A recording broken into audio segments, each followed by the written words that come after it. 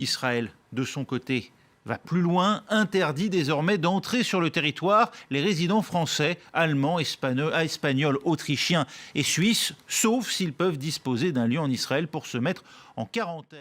Je vous ai convoqué exceptionnellement à 7h06 ce matin pour mettre au courant de la réponse de Rav Chaim Kanievski, le grand de la Torah. On a écrit une lettre samedi soir concernant les Juifs de France, qu'est-ce qu'ils doivent faire. Et seulement hier, on a reçu la réponse. Dimanche, c'est la veille des élections, il partait un peu dans tout Israël pour parler encore aux gens. Lundi, mardi, il était épuisé à cause de ces voyages-là, il n'a reçu personne. Et seulement hier, vers 16h, 17h, on a eu la réponse. Auparavant, j'aimerais quand même faire un préambule important pour que les gens commencent à comprendre. Parce que les gens ne comprennent pas, c'est malheureux. Le Rav, ça fait des années qu'il dit « Venez en Israël, parce que quand vous voudrez venir, vous ne pourrez plus venir. » Chaque personne qui venait le voir, Fod Arav, avec le problème avec ma femme, viens habiter Israël. Tous ceux qui venaient de l'étranger, problème avec mon fils, viens en Israël, j'ai mal au ventre, viens en Israël. Et mon voisin qui fait des problèmes, viens en Israël, j'ai mal à la tête, j'ai la maladie, j'ai machin. À tout le monde dit, viens en Israël. Les gens ne prenaient pas au sérieux. On a fait un cours il y a quelques jours sur le coronavirus, on dit, attention, Israël va bientôt fermer les portes, c'est évident. Les gens n'ont pas pris au sérieux. Je ne connais pas un qui est venu. On se prépare à venir. Oui, je viens déjà pour les fêtes, mais faites vite, les choses avancent. Il y a quelques années, j'ai dit, ça m'a fait tilt. Je comprenais pourquoi le Rav disait, quand vous voudrez venir, vous ne pourrez plus venir. Combien m'ont dit, dès que je vois que ça passe au Russie, je prends le premier avion et j'arrive. Il y a peut-être 5000 qui m'ont dit ça. Je dis, vous serez beaucoup dans le premier avion à venir. Ça m'a fait tilt. Je lui ai dit, pourquoi est-ce qu'on ne pourra pas venir? Je lui ai dit à l'époque, guerre bactériologique. Bon, ce n'est pas la guerre, on ne sait pas. Je ne pense pas qu'elle ait été envoyée par nos ennemis. Mais en tout cas, où est le principe? C'est que nous sommes le seul pays avec la Corée du Nord au monde qui est complètement fermé. On ne peut pas passer un lapin, il passe la frontière, ça fait déjà l'alerte, tout le monde va regarder qu'est-ce qui s'est passé. Un homme est passé ou un lapin. Le seul moyen d'arriver en Israël, c'est par bateau, il n'y a plus de bateau, par avion. Alors, avant de donner la réponse du Rav, je vais quand même expliquer qu'est-ce que nous sommes en train de vivre pour que les gens comprennent, et j'espère qu'ils vont comprendre. Parce qu'on voit des événements. La Torah a prévu ce qui va se passer. Elle a dit, vous êtes mal comportés, vous serez chassés en exil. On est parti en exil. Vous êtes dispersés d'un pays à l'autre, on est dispersés d'un pays à l'autre. On parle de vous de façon non proportionnelle, on parle de nous comme si on était grand comme toute l'Amérique. On a parlé de nous. Vous serez persécutés, on a été persécutés. Les gens diront que c'est terrible, les gens ont les cheveux qui vont se lever rien qu'en entendant les choses affreuses qu'on vous a fait. Et hélas, on l'a eu. Après, Dieu aura pitié de vous, il vous ramènera en terre d'Israël, il nous ramène en terre d'Israël. La Tassora arrive, elle donnera ses fruits, elle donne ses fruits. Les villes qui étaient détruites sont rebâties, elles sont rebâties. La Torah qui avait quitté Israël il y a 1800 ans, elle revient en terre d'Israël, elle est en Israël. Vous ferez tchouva. Maïmonide a dit, la Torah a promis qu'à la fin de leur exil, les Israël feront tchouva. Il a jamais eu de l'histoire un mouvement de tchouva aussi grand qu'il y a. C'est un signe extraordinaire. Ismaël, vous serez entouré d'Ismaélites qui voudront votre fin, le monde arabe, qui voudront votre fin. Dieu vous sauvera et ils tomberont à la fin. À Kol Pnei-Rav Nafal, la fin de Parashat Chayei-Sarah, en face de ses frères, il tombera, ne pourra plus rien te faire. On n'a plus aucun ennemi militaire ou même politique arabe. Le seul ennemi, c'est la Perse. La Perse, ce n'est pas des Arabes, c'est Amalek. C'est tout à fait une autre source. Amalek tombera à la fin des temps et Mashiach vient. Amalek est en train de tomber.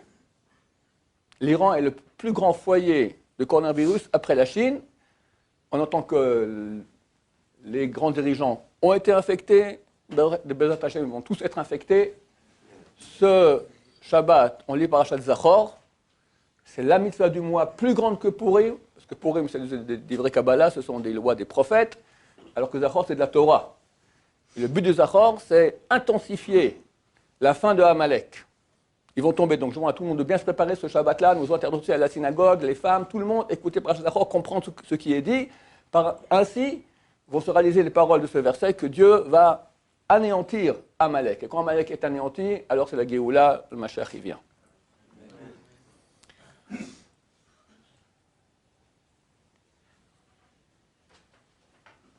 Les points supplémentaires. Le Zohar, il dit qu'après qu'on sera en exil dans 4 royautés, on reviendra en terre d'Israël, il y aura aussi une royauté dirigée par le Erev Rav, par des juifs non religieux et très souvent anti-religieux. Et il donne Mashiach 70 ans. Après, il dit 2 ans de naissance du Mashiach. On arrivera aux 72 ans, le mois de Iyar. Ça veut dire aujourd'hui, 2 mois dès maintenant.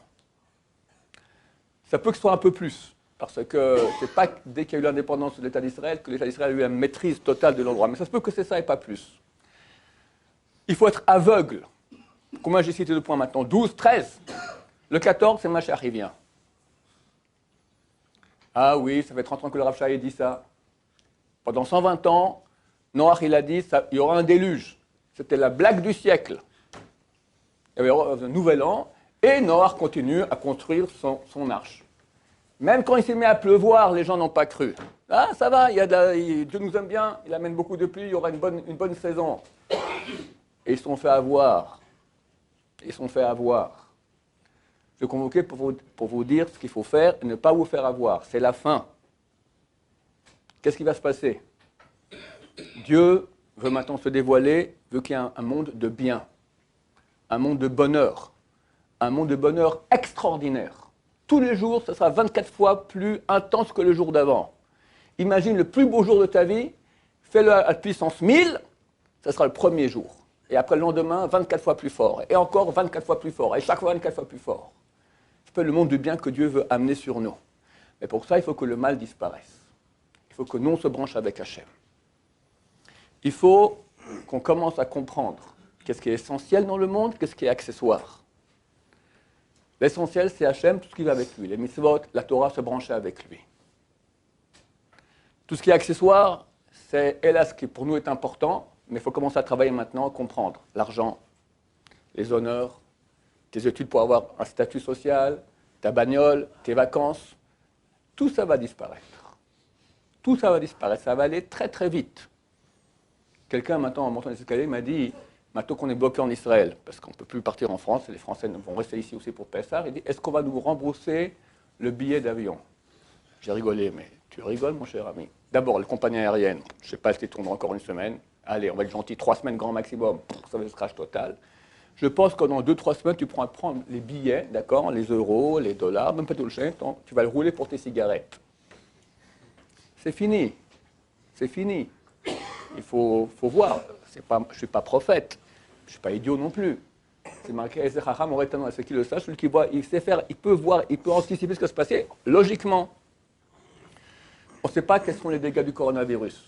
Mais ce qui est clair, c'est qu'il y aura une crise économique. On ne peut pas passer outre. Donc tout va s'écraser, c'est fini. Alors, et mes études, et mon argent, et mes vacances, et mon statut social, et ma bagnole, oublie, c'est fini. On passe dans une autre ère. Fais tchouva, rapproche-toi de Dieu. La réponse du Rav. La question était que doivent faire les Juifs de France? Est-ce qu'on leur dit de venir? Qu'est-ce qu'on fait? La réponse du Rav était comme ça. À peu près au même moment où Bibi Netanyahu a annoncé qu'il fermait les portes pour les Juifs français, suisses, allemands, autrichiens, espagnols, italiens, ça c'est il y a longtemps déjà. Pas les Belges. Pas les Belges. Le Rav, au même moment, le Rav il a dit, Shit Palelou, qu'il prie. Alors répondez à la question, et ceux qui peuvent venir? Ceux qui peuvent venir, qui viennent. C'est quoi? Qui sont ceux qui peuvent venir? Les Israéliens, ceux qui ont un passeport israélien. Les résidents français qui n'ont pas de passeport israélien peuvent venir s'ils peuvent prouver qu'ils ont où être en quarantaine. Mais la réponse du Rav, c'est la première qui a répondu. Et comme a expliqué mon voisin qui m'a arrangé ce rendez-vous chez le Rav, je ne sais pas si personne, j'envoie un délégué, mais il a arrangé cela. Il m'a dit que très souvent les gens viennent chez le Rav, ils ont un problème, un truc grave, et le Rav a dit il faut prier. Ils sortent déçus. Ce n'est pas une déception, c'est un grand cadeau. La prière est le pouvoir plus grand que nous avons. Qui est comme notre Dieu, dit la Torah, qui nous écoute chaque fois qu'on l'appelle? Quand le Rav dit, vous allez prier, ça veut dire, oublie maintenant tes tracas matériels quotidiens qui ne servent à rien, branche-toi à la source qui est Dieu, commence à supplier, commence à prier, commence à faire tchouva, commence à appeler Dieu, reviens. Il n'y a pas beaucoup de temps, ça va aller très, très, très, très vite. On espère, c'est marqué au mois de Nissan, on a été sauvés, au mois de Nissan, on va être sauvés. Nissan, c'est dans 21 jours, 3 semaines. Fin Nissan, début Nissan, je ne sais pas. Mais il ne faut pas être idiot et ne pas comprendre ce qui se passe. Les choses avancent très, très vite. En Iran, c'est la débandade totale. Bézat Hashem, avec ce Shabbat de Parashat Zachor, ils vont partir en cacahuète totale. C'est écrit à la fin de Yoël. 2 endroits, c'est écrit qu'il faut invoquer Hashem. J'ai fait dans mon cours dernièrement. C'est marqué à la fin des temps, celui qui invoquera Hashem. Invoquer, c'est pas Dieu, tu m'entends? C'est hurler. Ils seront sauvés. Dans Zacharie et dans Yoël. À la fin de Yoël. Veniketi, damam loniketi, vachem shochen betzion. Je vengerai, le dernier verset de Yoël, je vengerai le sang que je n'ai pas encore vengé, et Dieu demeure à Sion. Demande les commentateurs, c'est quoi le rapport qui est en début du verset à la fin du verset? Je vengerai le sang que je n'ai pas encore vengé, et je demeure à Sion, et Dieu demeure à Sion. Il n'y a pas de rapport. Les commentateurs disent oui, il y a un très grand rapport. Lorsque nos ennemis verront que leur sentence a été décrétée, la fin, la mort. Aujourd'hui, notre ennemi numéro 1 qui veut notre fin, qui ont dit la mission numéro 1 de la révolution iranienne, c'est l'anéantissement d'Israël, qui se battent pour nous anéantir par tous les moyens, bactériologiques, atomiques, missiles, tous les moyens sont bons. Et ils mettent tout leur argent, leur peuple est en train de crever de faim, mais ils n'arrêteront pas leur programme dont la finalité est anéantissement d'Israël. Eh bien, Dieu qui est dans le ciel nous protège. Alors c'est marqué, quand nos ennemis verront que leur sentence a été fixée, la mort terminée, ils ne pourront plus s'en sortir, ils diront on ne va pas mourir tout seul. On ne laissera pas les Juifs s'en sortir. On va aller. C'est écrit qu'à la fin des temps, la Perse va venir conquérir la terre d'Israël. Alors, à la fin du verset dit, Vachem Shochan Betzion, et Dieu demeure à Sion, il nous protégera. Si les 13 points que j'ai cités ont été vrais l'un après l'autre, et il y en a encore beaucoup plus, je vais faire en très rapide, il y a tout lieu de croire que le 14 serait vrai aussi. Je dis toujours, je peux me tromper, mais il y a une chose qui est claire, c'est qu'on est dans le processus. Là, je pense que je peux dire, on ne se trompe plus. C'est fini. À moins d'un miracle tout à fait anormal, et aucune raison que ça se fasse, parce que ça irait contre les textes, le monde matériel va s'effondrer. Il s'effondre déjà. C'est question de quelques jours, ça va aller très très vite. Alors, les gens peuvent être complètement déboussolés. Et moi, mon cours est pour leur dire non, n'ayez pas peur. Au contraire, soyez joyeux. Le temps du bien arrive, enfin. Ça fait 5000 ans que le monde attend ce moment. Dans toutes les prières, on attend. Dans l'Amida, on a 19 brachot. 10 parlent de la fin des temps. Reviens, enfin tous. C'est arrivé. Ah zut alors, je vais partir en vacances. Je ne peux pas rentrer voir ma maman pour Pessah, d'accord? Et mon permis de conduire. On va me rembourser le billet? Non mais tu vis où? Mais réveille-toi, c'est fini. Le temps que tous les anges, Hachem, tout le monde attendait, on arrive. Mais, ça sera fantastique pour ceux qui pourront participer. Ceux qui ne vont pas comprendre ce qu'on est en train de leur dire. Et qu'on leur répète depuis 40 ans. Depuis 40 ans, un mouvement de tchouva, et Dieu dit revenez, revenez, revenez, revenez, revenez, revenez, revenez, il y a toutes les preuves, tout est bien, tu ne comprends pas que ta vie elle est pourrie. Du sexe et de l'argent et de la magouille, c'est tout ce que tu veux. Il n'a pas compris. Ok, alors Dieu il est tellement bon, il met la pression. Et Baruch Hashem nous laisse le temps de faire tchouva. C'est rapide. Ici, on dit écoute, un programme de 4 ans maintenant, guerre mondiale, et puis dans 4 ans on verra celui qui va survivre, c'est casse-pied. Ça va être très vite, ça va aller très vite. Il faut dès maintenant, tous ceux qui entendent mon message, les Juifs de France qui peuvent venir en Israël, le Rav a dit, venez. Ceux qui ne peuvent pas, qu'ils ne soient pas déçus. Dieu a fixé la place de chacun. Comment ça se fait que depuis samedi soir, on veut poser la question au Rav et on ne peut pas? On ne peut pas. On a pu sauver encore combien? 12 avions qui viennent de France tous les jours. Le Rav a dit, sauf qu'il peut venir. 12 fois, allez, tu as 200 passagers dans un avion, combien on aurait pu amener des dizaines de milliers de gens déjà en Israël en 4 jours? Dieu a dit non. Au même moment, on nous dit venez, Bibi Netanyahu dit non. La vérité, jusqu'à demain, jusqu'à vendredi, ceux qui ont encore des gens qui peuvent venir, qui viennent. C'est demain que cette loi, elle rentre en vigueur, demain, vendredi. Donc, on se trouve maintenant à l'aube d'une époque extraordinaire, belle, la plus belle qu'on puisse imaginer, et bien plus que ce qu'on peut imaginer.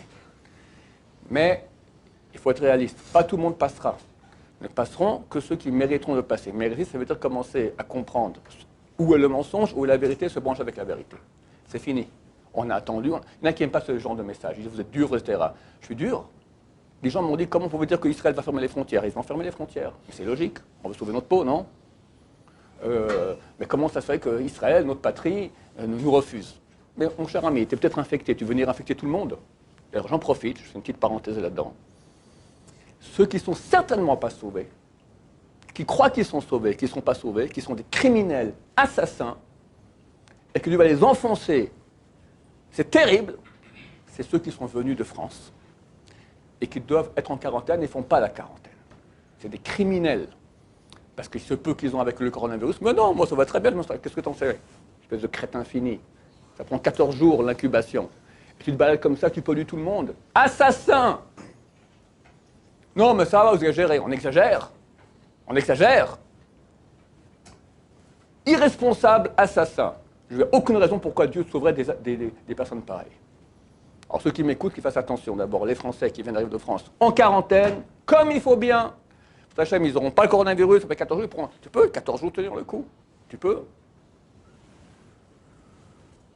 Qui passera? Je ne suis pas le secrétaire de bon Dieu. Mais c'est clair que celui qui dit ouais, et tout continue normalement, c'est une petite phase pépère, il ne passera pas.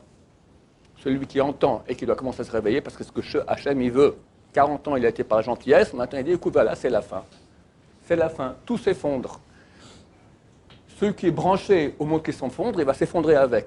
Celui qui comprend qu'on change maintenant de registre, il change de registre. Ce n'est pas trop tard pour le faire. Ce n'est pas trop tard. Dieu tend sa main et dit, reviens, fais tchouva, reviens, je t'appelle. Il sera sauvé. Le message du Rav, le grand d'Israël a dit, Shit Palelu, qu'il prie. Ceux qui prieront seront sauvés. On m'a posé beaucoup de questions. Que faire par rapport au masque Shabbat, le mikvé pour les femmes, etc.